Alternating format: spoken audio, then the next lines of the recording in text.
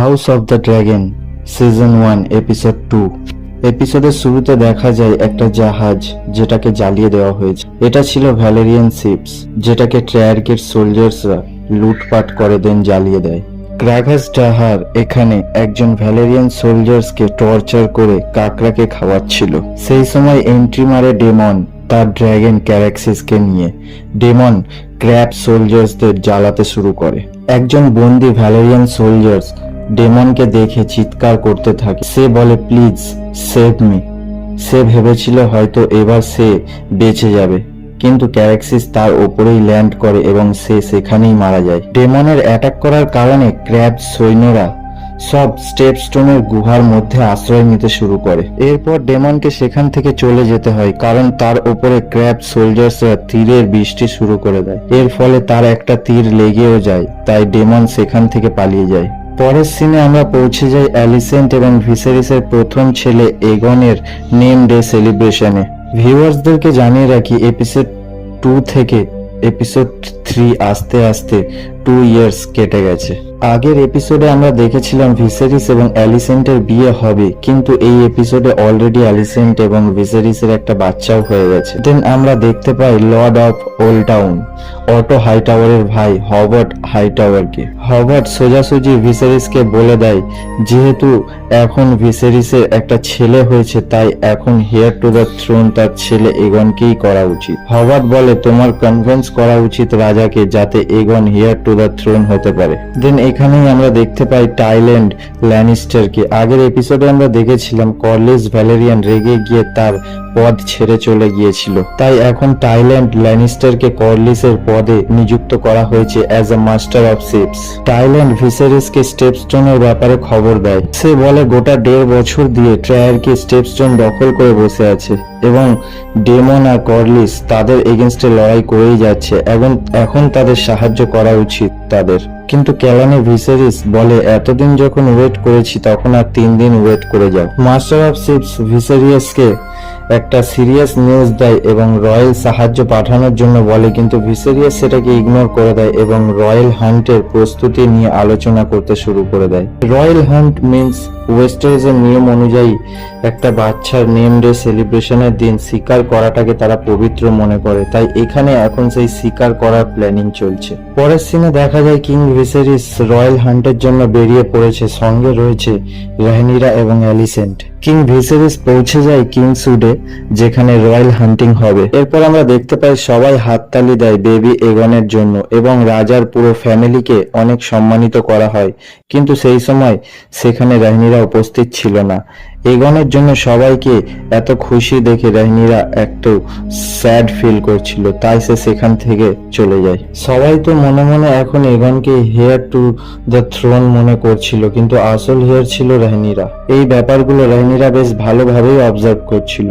দেন Jason ল্যানিস্টারকে দেখা যায় রাহনিরার সাথে ফ্ল্যাট করতে। ফ্ল্যাট পর্যন্ত ঠিক ছিল, কিন্তু জেসন রাহনিরাকে ইনডাইরেক্টলি প্রপোজ করে দেয়। অবভিয়াসলি এইরকম ননসেন্স কথা শোনার পর রাহনিরা সেখান থেকে চলে যায়। রাহনিরা সোজা তার পিতা ভিসেরিসের কাছে যায় এবং সে বলে যে সে জেসন ল্যানিস্টারকে পাঠিয়েছে আমার সাথে ফ্ল্যাট করতে। ভিসেরিস তাকে বোঝায় যে তার এখন বিয়ের বয়স হয়ে গিয়েছে, তাই তাকে এখন বিয়ে করতে হবে। এরপর তাদের মধ্যে সবার সামনে তুমুল ঝগড়া শুরু হয়ে যায়। ঝগড়া এতটাই বেড়ে যায় যে স্যার অটো হাইটাওয়ারকে তাদের মধ্যে ইন্টারফেয়ার করতে হয়। রাহনিরা রেগে গিয়ে একটা ঘোড়া নিয়ে সোজা বেরিয়ে যায়। ক্রিস্টান কোল তাকে আটকানোর চেষ্টা করে, কিন্তু রাহনিরা চলে যায়। ক্রিস্টান কোল রাহনিরার পেছন করতে শুরু করে এবং তাকে যেমন তেমন করে আটকে নেয় এবং তাদের মধ্যে কিছু কনভারসেশন সেখানে দেখা যায়। রাহনিরা বলে তার পিতা তার মর্জির বিরুদ্ধে তার বিয়ে দিতে চায়। সে heir of throne princess of Dragonstone, কিন্তু তার কোনো পাওয়ার নেই। ক্রিস্টান কোল রাহনিরাকে বোঝায় যে তার জায়গায় আসার জন্য যে কোনো মেয়ে যা ইচ্ছা করতে রাজি হয়ে যাবে। তার পাওয়ার ওয়েস্টারোসের সব মেয়েদের থেকে বেশি এবং সেই কারণেই আমি এখন আপনার গার্ড, আপনার জন্য এখানে আসতে আমি বাধ্য। এইসব কথা শোনার পর রাহনিরা একটু খুশি হয়ে যায়। এরপর আমরা জানতে পারি কিংসউডে কোথাও তো একটা ওয়াইস ট্যাগ দেখা গিয়েছে, যেটা ভালো সিম্বল মনে করা হয় ওয়েস্টারোসে। পরের সিনে দেখা যায় ভিসেরিস মদ খেয়ে পুরো নেশাতে টাল্লি হয়ে রয়েছে। সেই সময় স্যার অটো এসে তাকে বলে রাহনিরার বিয়ে বেবি এগনের সাথে ঠিক করে দিতে।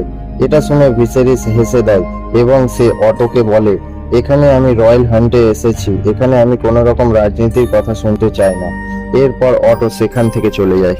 ভিসেরিস মদের খেয়ালে ভুলভাল বকতে থাকে। সে বলে, আমি ওয়েস্টারোসের সব থেকে পাওয়ারফুল ব্যক্তি, কিন্তু আমার মেয়ের সামনে আমার কোনো কিছুই চলে না। এইসব ভুলভাল সে বকতে থাকে। সেই সময় লর্ড লাইনেল স্ট্রম সেখানে আসে এবং সে ভিসেরিসকে বলে, ওল্ড কিং জেহারিসের অবস্থাও ঠিক আপনার মতোই ছিল। তার সন্তানরাও তার কোনো কথা শুনতো না, বিশেষ করে তার মেয়েরা তো তার কিছুই শুনতো না। কিং জেহারিসের মেয়েরা তো তাকে পাগল করে দিয়েছিল। ওয়েস্টারোসের প্রিন্সেসরা কারোর কোনো কথা শোনে না, এটা একটা ট্রেডিশন হয়ে গেছে। এইসব কথা শুনে ভিসেরিস একটু হেসে ফেলে এবং তার মনটা কিছুটা হলেও শান্ত হয়।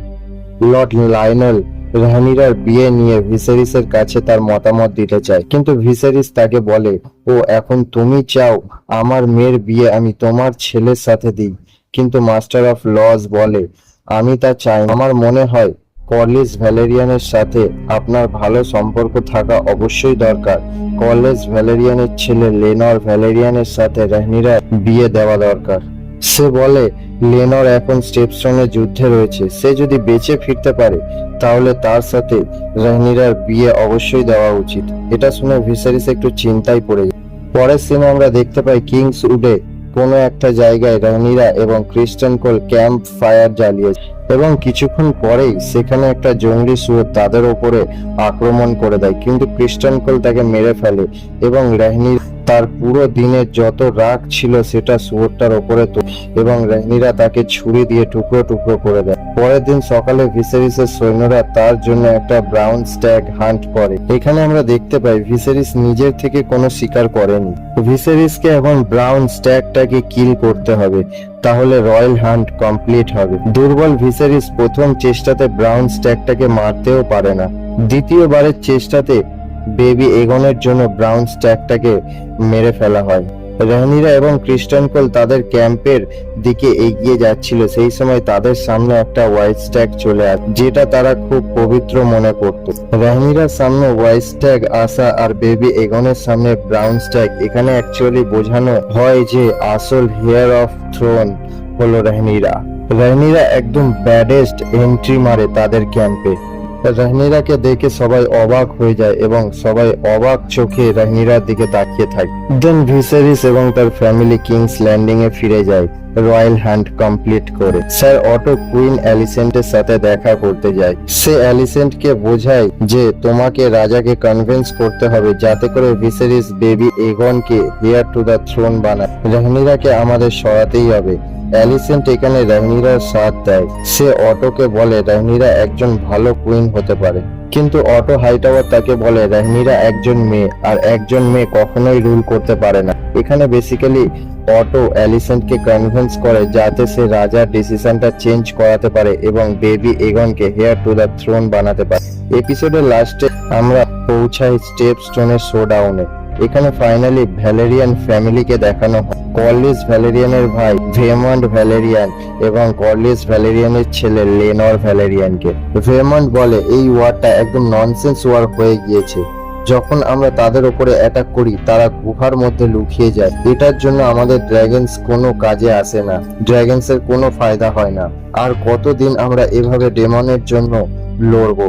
এটা শোনার পর কর্লিস রেগে যায় এবং সে তার ভাই ভেমন্ডকে শুনিয়ে দেয়। এরপর এন্ট্রি হয় ক্যারেক্সিসের, যার উপরে বসেছিল ডেমন। এখানে আমরা দেখতে পাই ডেমনের জন্য কিংস ল্যান্ডিং থেকে একটা চিঠি এসেছে।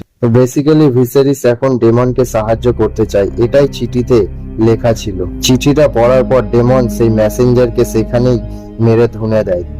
এরপর ডেমন হোয়াইট ফ্ল্যাগ নিয়ে স্টেপস্টোনে যায় স্যারেন্ডার করতে। ট্রায়ার্কি সোলজার্সরা যখন তার কাছ থেকে তলোয়ারটা নিতে যায় তখন ডেমন সবাইকে মারতে শুরু করে দেয়। এটা ডেমনের প্ল্যান ছিল। সে স্যারেন্ডার করার বাহানা করে ট্রায়ার্কির সৈন্যদের গুহা থেকে বার করতে চেয়েছিল এবং সে তার প্ল্যানে সাকসেস হয়েছে। এই ডেডলি ব্যাটেলে ট্রায়ার্কির কিছু সোলজার্স ডেমনের ওপর তীর চালায় এবং দু একটা তীর তার লেগেও যায়। এরপর ট্রায়ার্কির সৈন্যরা ডেমনকে ঘিরে নেয়। সেই সময় পেছন দিয়ে ভ্যালেরিয়ান সোলজার্সরা চলে আসে এবং এন্ট্রি হয় এই শো এর 3 নম্বর ড্রাগন সিসমোকে, যেটা ছিল লেনার ভ্যালেরিয়ানের ড্রাগন। লেনা তার ড্রাগন দিয়ে সেখানে সবাইকে জ্বালাতে শুরু করে দেয়। দেন ডেমন ক্র্যাগাস ডাহারের পেছনে গুহায় চলে যায় এবং তাদের মধ্যে অফ স্ক্রিন একটা ফাইট হয় এবং ডেমন ক্র্যাগাস ডাহারকে মেরে ফেলে। এখানেই এন্ড হয় ট্রায়ার্কির সাথে, এন্ড হয় এই এপিসোডেরও।